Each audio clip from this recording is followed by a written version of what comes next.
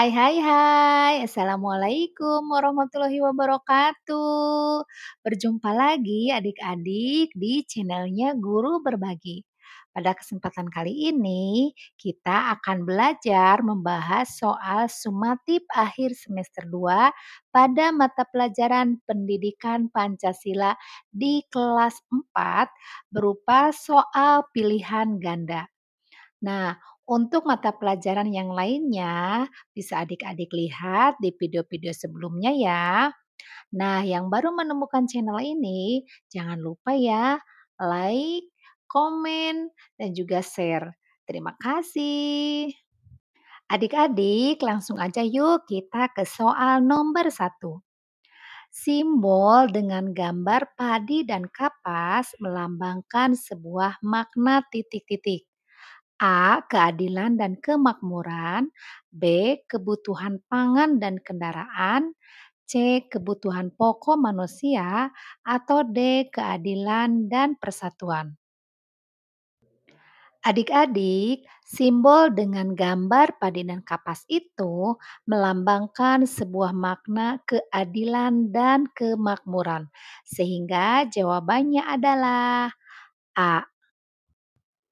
Soal nomor 2. Rumusan Pancasila yang dipakai hingga sekarang tercantum dalam titik-titik.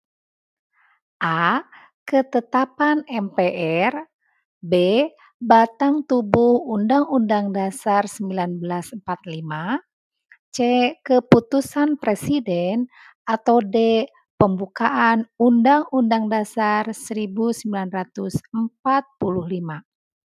Adik-adik, rumusan Pancasila yang dipakai hingga sekarang itu tercantum dalam pembukaan Undang-Undang Dasar 1945. Sehingga jawabannya adalah D. Soal nomor 3. Tokoh yang dijuluki pengemban Pancasila dan merupakan salah satu tokoh perumus Pancasila adalah titik-titik. A. Muhammad Hatta. B. Sultan Syahrir. C. Ki Hajar Dewantara. Atau D. Soekarno. Adik-adik, Muhammad Hatta dijuluki sebagai pengemban Pancasila dan merupakan salah satu tokoh perumus Pancasila. Sehingga jawabannya adalah A. Soal nomor 4. Perumusan Pancasila sebagai dasar negara Indonesia resmi diumumkan pada tanggal titik-titik. A. 8 Agustus 1945. B. 17 Agustus 1945. C. 1 Juni 1945. Atau D. 14 Juli 1945. Adik-adik, perumusan Pancasila sebagai dasar negara Indonesia resmi diumumkan pada tanggal 17 Agustus 1945. Sehingga jawabannya adalah B. Beralih ke soal nomor 5. Tokoh yang menjadi ketua panitia persiapan kemerdekaan Indonesia yang berperan dalam penyusunan naskah proklamasi kemerdekaan Indonesia adalah titik-titik. A. Insinyur Soekarno. B. Muhammad Hatta. C. Ki Hajar Dewantara. D. Agus Salim. Adik-adik, Insinyur Soekarno itu menjadi ketua panitia persiapan kemerdekaan Indonesia dan beliau berperan dalam penyusunan naskah proklamasi kemerdekaan Indonesia. Sehingga jawabannya adalah A. Soal nomor 6. Sikap kita terhadap teman yang berbeda keyakinan agama sesuai sila pertama Pancasila adalah A. Tetap bersahabat. B. Memusuhinya. C. menjauhinya, D. menghindarinya. Adik-adik, sikap kita terhadap teman yang berbeda keyakinan agama sesuai sila pertama Pancasila adalah tetap bersahabat. Sehingga jawabannya adalah A. Soal nomor 7. Sikap saling menghormati dan mengasihi antar umat beragama disebut titik-titik. A. Toleransi. B. Kasih sayang. C. Bekerja sama. Atau D. Tenggang rasa. Adik-adik, sikap saling menghormati dan mengasihi antar umat beragama itu disebut sebagai toleransi. Sehingga jawabannya adalah A. Soal nomor 8. Sikap menghargai dan menghormati perasaan orang lain disebut titik-titik. A. Tenggang rasa. B. Bekerja sama. C. Kasih sayang. Atau D. Toleransi. Adik-adik, tenggang rasa itu adalah sikap menghargai dan menghormati perasaan orang lain. Sehingga jawabannya adalah A. Soal nomor 9. Negara Kesatuan Republik Indonesia bukanlah negara yang berdiri dengan sendirinya, melainkan melalui titik-titik. A. Perjuangan para pahlawan semata. B. Pengorbanan jiwa, raga, dan harta rakyat. C. Pemberian pemerintah Jepang. Atau D. Hasil perjuangan sekelompok orang saja. Adik-adik, negara Kesatuan Republik Indonesia itu bukanlah negara yang berdiri dengan sendirinya, melainkan melalui pengorbanan jiwa, raga, dan harta rakyat. Sehingga jawabannya adalah B. Beralih ke soal nomor 10. Setiap warga negara Indonesia dalam memenuhi kebutuhan hidupnya memiliki kepentingan yang berbeda-beda, tetapi tidak boleh mengalahkan kepentingan titik-titik. A. Bangsa.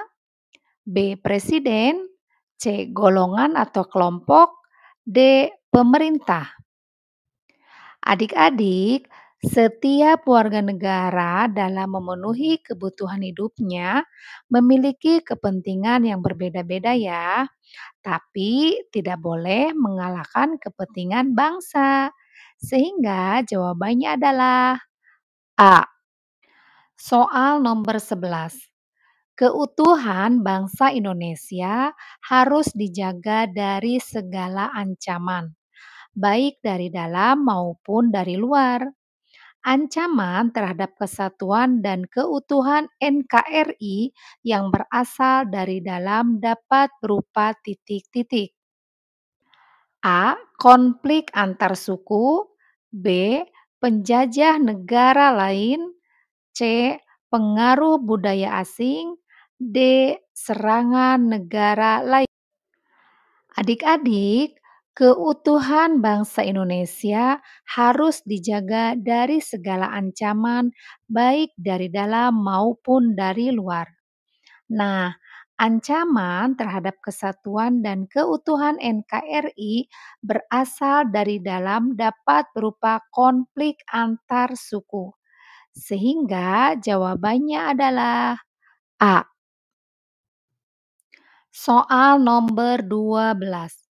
Kemerdekaan Indonesia berarti kesetaraan dan kesejahteraan dalam segala bidang. Contoh di bawah ini yang sesuai dengan pernyataan di atas adalah titik-titik. A. Warga harus membayar pajak penghasilan sebesar 50%. B. Tiap anak berhak memperoleh pendidikan. C. Hasil panen petani hanya boleh dijual kepada pemerintah. D. Pelayanan fasilitas kesehatan untuk masyarakat miskin dibatasi pada hari Senin dan Selasa. Adik-adik, kemerdekaan Indonesia berarti kesetaraan dan kesejahteraan dalam segala bidang. Contohnya nih di bawah ini yang sesuai dengan pernyataan di atas adalah bahwa tiap anak berhak memperoleh pendidikan. Sehingga jawabannya adalah B. Soal nomor 13. Perhatikan beberapa pernyataan berikut. 1. Anita mengajak teman-temannya membersihkan kelas bersama. 2. Rian mengikuti kerja bakti memperbaiki rumah tetangga yang tertimpa pohon. 3. Diana menyediakan makanan untuk warga yang bergotong royong. 4. Angga mendapat teman baru ketika mengikuti acara pentas di kampungnya. Contoh nilai tolong-menolong dalam kegiatan gotong royong di atas ditunjukkan oleh titik-titik. Adik-adik, nilai tolong-menolong dalam kegiatan gotong royong ditunjukkan oleh Rian dengan mengikuti kerja bakti memperbaiki rumah tetangga yang tertimpa pohon. Sehingga jawabannya adalah B. Soal nomor 14. Manusia membutuhkan sandang serta pangan agar bertahan hidup. Kedua hal itu adalah bagian dari bentuk kebutuhan pokok yang harus bisa untuk terpenuhi. Pemerintah selalu akan mengendalikan harga dari kedua jenis kebutuhan tersebut. Hal yang dilakukan oleh pemerintah mencerminkan sebuah makna dari pengamalan Pancasila pada sila titik-titik. A. Kedua, B. Ketiga, C. Keempat, D. Kelima. Adik-adik, hal yang dilakukan oleh pemerintah mencerminkan sebuah makna dari pengamalan Pancasila pada sila kelima. Hal tersebut karena pemerintah berusaha untuk memenuhi setiap kebutuhan masyarakat sesuai dengan sila keadilan sosial bagi seluruh rakyat Indonesia. Sehingga jawabannya adalah D. Soal nomor 15. Mendahulukan kepentingan serta tujuan bersama, cinta permusyawaratan dan juga demokrasi. Dan juga bijak dalam menyelesaikan sebuah masalah adalah pengamalan dari Pancasila pada sila ketitik-titik. A. 2, B. 3, C. 4, D. 5. Adik-adik, mendahulukan kepentingan serta tujuan bersama, cinta permusyawaratan dan juga demokrasi, serta bijak dalam menyelesaikan sebuah masalah adalah pengamalan dari Pancasila pada sila keempat. Sehingga jawabannya adalah C. Soal nomor 16. Sila keempat dari Pancasila berbunyi titik-titik. Adik-adik juga sudah tahu ya, sila keempat dari Pancasila berbunyi kerakyatan yang dipimpin oleh hikmat kebijaksanaan dalam permusyawaratan perwakilan. Sehingga jawabannya adalah C. Soal nomor 17. Sila kerakyatan yang dipimpin oleh hikmat kebijaksanaan dalam permusyawaratan perwakilan disimbolkan juga dengan menggunakan gambar titik-titik. A. Banteng, B. Pohon beringin, C. Rantai, D. Padi dan kapas. Adik-adik, sila kerakyatan yang dipimpin oleh hikmat kebijaksanaan dalam permusyawaratan perwakilan disimbolkan dengan menggunakan gambar banteng. Soal nomor 18. Pancasila pada tanggal 18 Agustus 1945 itu disahkan oleh titik titik A. BPUPKI, B. PPKI, C. Tiga serangkai, D. Kolonial Belanda.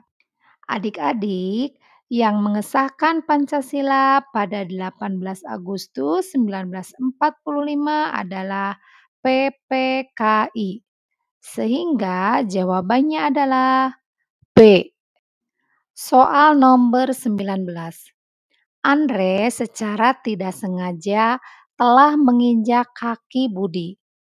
Budi lalu marah-marah terhadap Andre. Andre lalu minta maaf kepada Budi, namun Budi tidak mau untuk memaafkan Andre.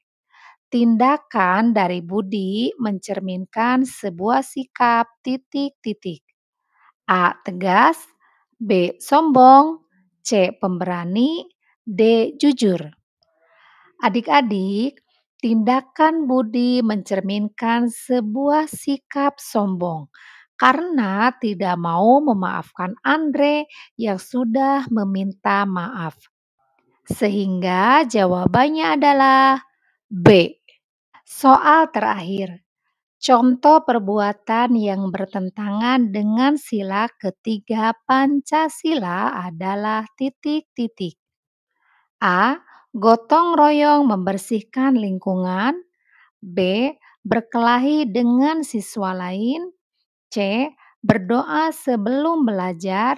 D. Piket kelas.